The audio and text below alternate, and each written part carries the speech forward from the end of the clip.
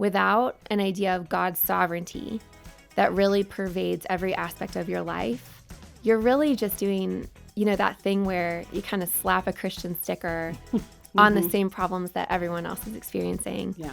And you're not really integrating that into your life, into your soul, into the fiber of how you understand every single day.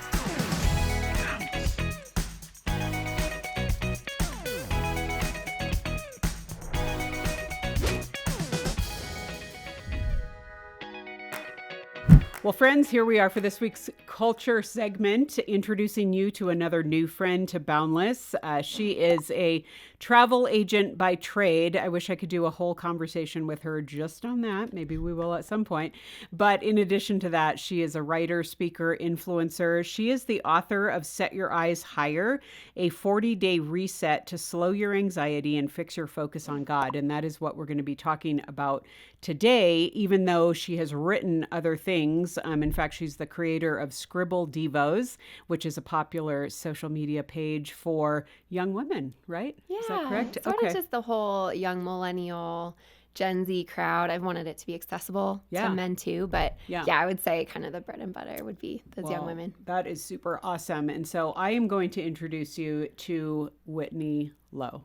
Whitney, It's so great to have you here. I'm really excited to be here. And I should say, I was actually recently laid off from my corporate position. So I don't know if that's something we want to talk about. But that was kind of a crazy thing that happened literally the day my book came out. Oh, my word. I also got laid off, and it felt definitely, it's like that scary thing. But at the same time, it was such like clarity from the Lord, honestly. Like just kind of wild. So I should probably remove that from the little which bio. probably plays into some of the themes of what you had to walk through and what that looks like and stuff. So that's really fascinating. Okay, and I see you went to Westmont, which is, I grew up in California too. Way. And I mean, talk about one of the most gorgeous college campuses to be on. That's pretty awesome. It ruins your standard of living forever. It does, and sometimes I think that was a mistake. Yeah. It's like, okay, now that I'm an adult, I anywhere. Actually can't live here anymore. Oh yeah, we'll never live in Montecito. Right. Like, what were we thinking? But it was a great experience. So I met my husband. I'm really thankful to have been able to go there. That's so great. That's really fun. All right. Well, we're going to talk about anxiety and themes around this book, which, I mean, it's like we're talking to primarily millennials and Gen Z for whom anxiety, depression, mental health struggles is, no surprises there. I mean, usually most of our young adults who listen are like, I am in therapy, or I've been on antidepressants, or I've struggled with this or that. And so, but man, it's so great when we can pause and say, what does the gospel have to do with this? And how, I mean, not that therapies, and I mean, goodness gracious, we have a whole counseling team here at Focus. We are all about like, get the help that you need, y'all.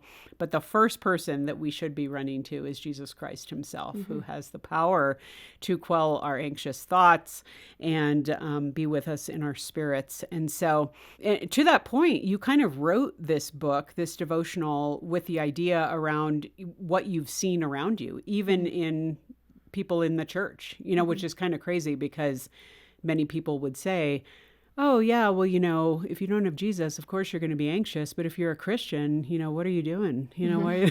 So talk about what are some of the concerns you have? What have you seen? And in fact, what are you seeing now? Because you're pretty young yourself, as some of the main sources of anxiety that are out there. Well, so I think the reason that this whole idea of setting your eyes higher really came into the picture was particularly because of social media, realizing how many students, as I mentioned to you before we started recording, my husband used to be a young adult and college pastor. So I was constantly meeting with particularly young women who were really struggling with different things. They were really anxious. They were really worried. And I would always say, well, this, if you read this in the Bible, or have you sought out the Lord in prayer? And it felt like so much of the time the answer would be, I don't feel God when I read the Bible, or I don't know how to understand what the Bible is saying, or I'm bored, or I don't have time, right? And then you also notice they're on social media scrolling and scrolling and scrolling and scrolling, uncritically letting in all of these ideas, all of these images, all of these views, and then wondering why they feel frazzled and fragmented and confused. And so my idea at the beginning was, okay, what if for the sake of these women I'm talking to, we could disrupt that scroll with just a little picture of peace, a little devotional on their Instagram feed, and then see if that could be an on-ramp to just even understanding like how God speaks peace through Scripture, how God meets us in His Word and in prayer, and wanting that to be just a little taste that would hopefully leave them wanting a little bit more. And I think the longer that this project has been going on Instagram, it's just become so clear to me that without an idea of God's sovereignty that really pervades every aspect of your life, you're really just doing, that thing where you kind of slap a Christian sticker on the same problems that everyone else is experiencing. Yeah. And you're not really integrating that into your life, into your soul, into the fiber of how you understand every single day. So I feel really strongly about this. The title, Set Your Eyes Higher, is based on Colossians 3:2, which says, set your minds on things above, not on earthly things, where Christ is seated next to the Father. And I think if you have this idea that Jesus Christ is sovereign and on the throne, if you really believe that everything else kind of falls not into place. I mean, there are still problems. There are still very valid things to be worried about. But I think it puts everything in a perspective of Jesus has already been victorious. Jesus is not worried. I can trust that we can handle this, Yeah. So that's been the heart. Yeah. And it's so interesting because, of course, we're recording this like just about a week after we had a national election. And I think this plays really well into the next thing I want to talk about with you. And this is this idea of us getting this false sense of wisdom or the ability to parse things out. Because we have so much information at our fingertips, we become little instant armchair experts on everything that's going on. But information is not wisdom. And so how did that in particular, because again, most people are going to think, oh, well, doing a study on anxiety, why would I have to worry about wisdom? But how would you say it plays into that factor of what true wisdom is? Absolutely. Well, so the world we live in is so information saturated, as you said. So it means, you can watch TV and everyone's just telling you, this is what the research says, and they've done a study on this, and this is what, current event is going on that should inform how you understand everything else. And then you've also got these political policies, and many of them are very detailed, very, sort of outside the realm of the normal person's understanding of how government functions, unfortunately. And then you also have, again, sort of that constant information bombardment that comes from social media.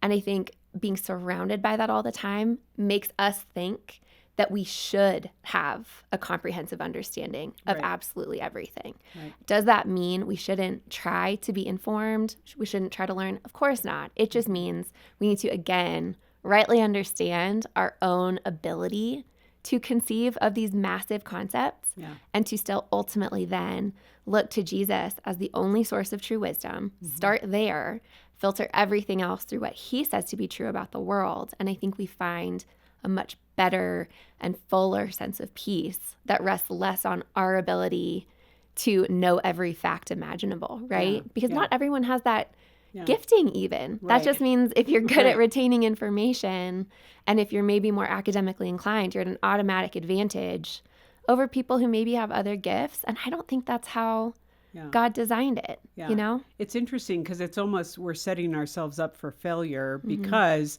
we see all the outliers or those for whom it's their job to be an expert, a professor, a pundit, whatever. And we think we have to be in the know and we can get on the defensive very easily from that. And I think it's fascinating because you kind of tie that into the concept of humility, wisdom and humility. And I was just reading this last night. It was so fascinating how this idea of humility and certainly beginning with our relationship with God Himself is us telling God, like, God, I might not have, and I don't have, in fact, the full picture. You are the only one who has the perspective that encompasses time and all eternity and every circumstance that comes into play. I have to be able to say, I may not have all the information and I have to trust God with that. And so I think, and really being able to say that is wisdom. Yeah, no, exactly. Rather than saying, being able to say or have arrived at, I finally have all the answers. We just won't. Well, and I think that the idea of humility is not that we cease caring or we cease trying to understand.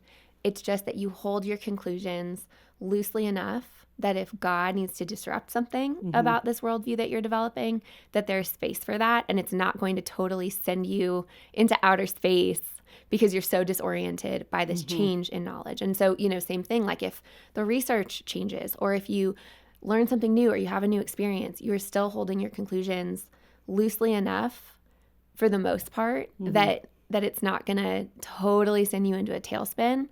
The things we need to hold tightly to are those things about the character and nature of God, about the fact that he's victorious. And I think, again, if you have those priorities rightly ordered, you are in a place where you are going to experience peace a lot more easily. Yeah. So funny. You actually tell a fair number of anecdotes as you're setting up some of these devotional segments and whatnot. I mean, to that point, you told a story about trying to help a client with deciding on maybe some opportunities in their own travel, and they were just set on going somewhere way outside of the sphere of where they were staying, and they ended up regretting it because they didn't take your advice. So I thought that was great. You also, I like that you kind of tell on yourself too in some of these things. And you said that you gave yourself a diagnosis of ADHD just off the off the internet or watching some videos, I guess. But I think this is so great because this drives into something that you really talk about in terms of anxiety and stress and stuff, is the power of community. So talk to us a little bit about why, because so many people will think, well, I'm anxious, I'm stressed, I'm overwhelmed. I need to separate. I need to isolate. I need to take a nap. And not that taking a nap isn't most often a great thing, but what does community specifically do when it comes to wrestling with the churning thoughts in our hearts and minds? Well, I think community is actually a safeguard. I don't think people realize that. It's not just supposed to be a place where, you're able to process your feelings and, have fun and experience connection, although it is all of those things. It's also the place where God can use other people to interrupt those thoughts that might be, full of doom about the world and its impending destruction. It might be lies about yourself that you are easy to believe, that it's just, whatever that thing is. Maybe it's been in your head your whole life. Maybe it's just because of a recent season or a recent disappointment, something that you can't shake. But we need people to step into that sometimes and say, hey, no. You have so much worth and I love you so much. And sometimes I don't even think it's as verbal as that. Sometimes I've noticed that just showing up and like doing the whole small talk thing at church or at like a mom's group that I'm in is enough to just kind of remind me like I'm seen, other people appreciate being around me, and that interrupts those thoughts I might have about no one cares about me and I'm all alone. So there's something really healing and important about community that I think God knows. And I think that's why we're supposed to be in it. But for me, it was really well exemplified by what I think a lot of people have experienced and more experts are starting to write about, which is this self-diagnosis when it comes to mental health conditions. And my example was not super serious. I think I just scrolled through enough videos that were algorithming telling me. And it kind of seemed to resonate. They go through like symptoms and you're like, that might be me. Well, and it's the most irresponsible form of information presentation. I'm always like, if you as a mental health professional are setting up checklists of very relatable symptoms to vulnerable people who are not in I just can't believe that we're okay with this. But anyway, it's stuff that everyone relates to, or a lot of people will relate to. And then all of a sudden you're like, maybe I do. So you watch the video again and now the algorithm knows, they're interested in ADHD content. So it kept showing me these videos and I'm becoming increasingly more convinced, but I had to get out of the context of just scrolling on my phone, back into community with real people, and then share kind of some of these concerns to realize, okay, I was in this echo chamber in my own mind. And, while that's probably a very good reason to still seek out professional help, it is not a good reason to decide on your value, worth, diagnosis, and fate. And I think that's what we need to be cautious of. We need to invite people in. Well, and one thing I always love telling people too, because we can easily go to the opposite side of that equation, which is, well, I don't need to do community. I don't need to show up at church. I don't need, because whatever this week's study is or this week's sermon, I don't think I need that. And I always say, You know what? First of all, you probably do need it, so just stop. But secondly, you don't know who else might need to see you there. So your presence is a blessing for someone else. And it might be God calling you to be there, and you showing up is an encouragement. And you don't even know what you're going to contribute that you might be encouraging to someone else. So I think that's so important. So, okay, so if we didn't already have enough to be worried about, let's talk about perfectionism, because now, apparently, I know in the study here, and again, we're talking about set your eyes higher. So stay tuned. We'll give you some more info about that here shortly. But you talk about this specifically in terms of you're a young mom now. And did you just have to chuck all perfectionism out the window as a young mom? Because I feel like even moms are very comparative of like what's going on in their lives. And you should be a mom, but you better also be staying fit and reading 5 books a week and being on all the blogs and getting all the parenting info. Yeah. So, I mean, so many in our audience aren't yet moms or dads, but I mean, where did you see this progression? Are you just naturally prone to kind of comparison or perfectionistic? Definitely. Okay. Yes, definitely prone to perfectionism. I think I'm the, eldest daughter. I just kind of came out wanting to be perfect and wanting people to be impressed with me. And a lot of how I understand myself is externally oriented. It's been really interesting trying to reflect on what do I care about and what do I like, completely outside of other people. I still am kind of trying to work through that. But all that to say, yes, it's really hard for me. When I had my first son, just all of kind of the standard new parenting things kind of hit me like a truck. And a big part of, this book and how it came to fruition was framed by a struggle with anxiety that I think came in the form of postpartum anxiety, like a clinically diagnosed experience with that, and acknowledging that it was going to take more than Bible verses to heal, but also that underneath that, there was a lot of misunderstanding or perhaps incorrect emphasis about God's character, that, the foundations were laid by me not really understanding God's sovereignty. So that's part of why I care about it. But yeah, I would definitely say God kind of gave me this crash course of like, we're going to have to let go. We're going to have to let go. And then from there, we are going to wake up every day and try to just focus in on those few things that there is clear need for growth in, or those clear, like, your kids need food, your kids need emotional attunement, and your kids need to be disciplined in a healthy and life-giving way. And if we can focus on those 3 things, it's going to have to be okay that your floor is covered in dog hair, which is not based on real life experience or anything. Not today, for sure. But yeah, I think that's been a really interesting, God kind of, you think you've learned a lesson, and then God kind of says, we're gonna try this again and see if we need to integrate some of that learning into maybe a new space. And that's definitely been parenting.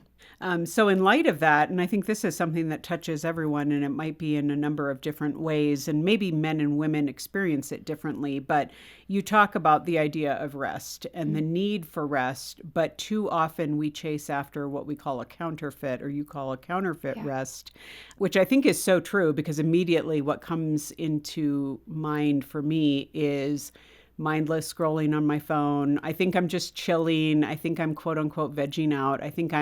But that is not at all restful. Inevitably, I mean, just the mechanics of it are just really kind of dumb. But then inevitably I'm going to get caught up in something, so that's not good. So for you, first of all, what are some of the traps that people can easily get into? I'm assuming that's one of them, but what does that look like? And then what for you, maybe giving yourself as an example, has signified true rest for you? So I think the things you got to look for when it comes to counterfeit rest are cheap hits of dopamine and things that offer a sense of control. Because those are the 2 things I think different personality types gravitate toward, if not both. So social media scrolling, that's easy dopamine, but you're so, like you said, open to be hijacked by, somebody posts something controversial, somebody posts something you disagree with, somebody posts a really amazing picture of themselves, and all of a sudden you're comparing. And I justify it because I think I'm learning something or I'm staying up on something or whatever, but really it's just me being in people's business. It does. It feels relaxing sometimes, and Yeah, I think that's a tough one for me because it does kind of feel like my brain's off. Can I just leave my brain off? But just to your point, I think I've been thinking more and more about like, you take all the walls down, you put on your comfy clothes, you get on the couch and you're in this comfort state. You've taken all your guards down and then you're scrolling through endless content and messages that are really ultimately counter-biblical. Yeah. And you're kind of just taking it all in. Like, I think we need to be careful. But anyway, I think scrolling's a good example. Buying things, particularly like on Amazon, like that cheap little hit of, oh, that felt nice. Or I felt a little bit more in control of my life. And it's coming tomorrow. Yeah, exactly. I mean, it's just anything immediate gratification. I think exercise is one of those that can be super healthy, but can also be a place where we start to feel a level of control that maybe God didn't mean for us to embrace. So we have to be really mindful. And I always am encouraging people, like, I think the Holy Spirit will tell you. I want people to take a second and be like, where am I going for that sense of control or that sense of ease that comes from cheap dopamine? For me, it's definitely been like on my lazy days, it's the scrolling, hands down. It's like the TikTok videos because you just get to shut your brain off and feel like you've escaped. That feeling of escape, period, I think is something we as Christians need to be so critical of. Yeah. Full stop. If you feel like you're escaping, you got to ask the Lord, am I escaping something you want me to face right now? Yeah. Or am I escaping to like true rest in you? The scrolling's hard. I also find that actually when I'm really stressed and I want a break, like intense planning, getting my planner out and making my game plan for the next month makes me feel, okay, I've got this under control. So that's why I say I think some people can do both. True rest, I actually think, comes from what feels like a very stressful experience of solitude, which means quiet, which means being by yourself, unplugging. And I think it comes from prayer and worship. Yeah. And I think there's a reason why our hearts resist those things. So I think that's why the Sabbath practice that more and more people have started to incorporate into their lives, just as like I'm shutting my phone off for 24 hours to engage in things that are creative, if that's painting for you, if that's writing for you. So I think usually, to the point about finding true rest, a good thing to look at is what makes you feel creative, because that is something that is part of God's own character and nature. I think we experience him in that, and I think that shows that we're doing something restorative. But also, why is my heart fighting the quiet? Why is my heart fighting? Some people, the introverts, it's like, I would love the alone time. But some of us are like, no, I don't want to be alone for 3 hours, Yeah. But seeking that out. And then I also think I've really been reflecting on revival. Our culture is talking a lot about revival. I've been writing a lot about revival. And if you really look at what revival is, it comes from true rest. If you really want to experience cultural revival and spiritual revival in your own heart, you have to seek out those quiet waters and those still pastures. And more than seek them out, you have to allow God to lead you to them, which means seeking him with enough quiet to actually hear where he's trying to take you. Sure. And I just don't think a lot of people, on their Saturday are like, okay, I got to make sure I set aside 30 minutes, an hour to just be in the quiet with God. But I think if we made space for that, we would start to experience true rest. And we would also start to see where God might be trying to bring about that true creativity that I think would be really restful at the end of the day for a lot of us too, that we're not thinking about. Yeah, no, that's really, really good. And so, it's easy if we think of I'll just give this challenge to those of you listening. Think of your average Saturday or Sunday. It's a great opportunity to say, these aren't 2 junk days that you throw everything into that you couldn't accomplish the rest of the week, and you're going to end up frittering away time and then freak out because Monday's coming. And it's just like, maybe that's just me. I don't know. Yeah. So it is so true. To not hyper plan and feel like you have to do it for control, but to give yourself some margin and to ask God, even showing up each day and asking God, what are my priorities today? What does this Yeah. look like? That's a great exercise. So, well, man, there's so much opportunity here to go further. You guys are going to have to get a copy of this book because I didn't even get a chance to ask her about some of the other things she goes into, including abundance and scarcity. There are other aspects of this that are really so important, especially in a culture that is threatening to and trying to take away our rest and take away our sense of peace, which again can only be found in Jesus. And if we're not going to Jesus, we're not going to get it, y'all. There aren't any other ways to get that. So really trading this anxiety for a peace. And so Whitney, thanks again for being part of this. Thank you. So This helpful. was such an honor.